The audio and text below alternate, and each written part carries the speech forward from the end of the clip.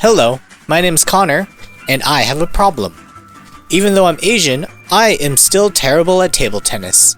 And just like anyone trying to improve at a sport, instead of trying to improve my skills, I tried to buy the most expensive equipment, which led me to find this paddle made by Stiga. It's called the Cyber Shape. Larger sweet spot, more power, lightweight, cures cancer.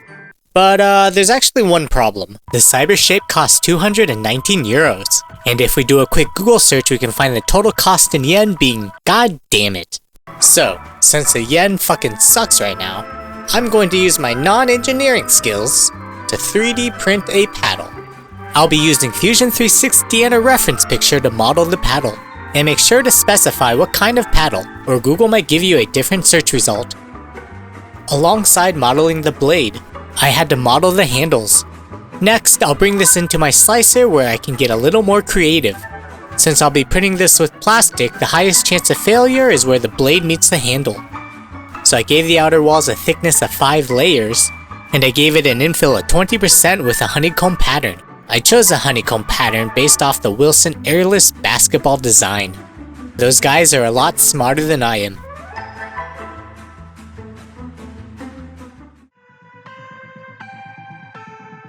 My final model specs are based off these different iterations.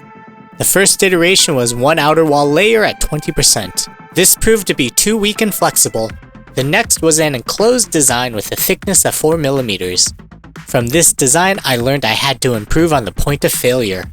Iteration number 3 has an outer wall layer of 5, a thickness of 4mm, and a 40% infill.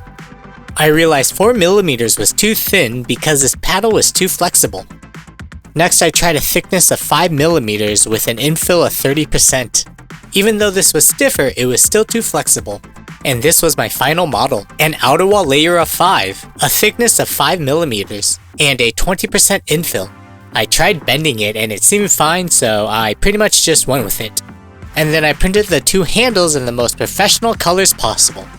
For the blue piece, the angle was too low and my finger kept slipping off. So for the pink piece, I raised the angle. So I used superglue to attach the handles, but since superglue is a chemical bond, I did not align the handles properly. And if you look really closely, you can definitely tell they're misaligned. But that's future me's problem. And then I glued on the cheapest rubbers I could find. If I could compare this paddle to a demographic in America, I would compare it to white trash. It's creative and functional, but the longer you look at it, the worse it gets. Then I decided to try my new racket at my favorite table tennis club, Balls Deep, where they really put the deep in balls. After testing this paddle is extremely slow. This paddle requires better technique and more power. Maybe you could use this paddle for training. However, if you have any ideas on how to improve this design, let me know in the comments below.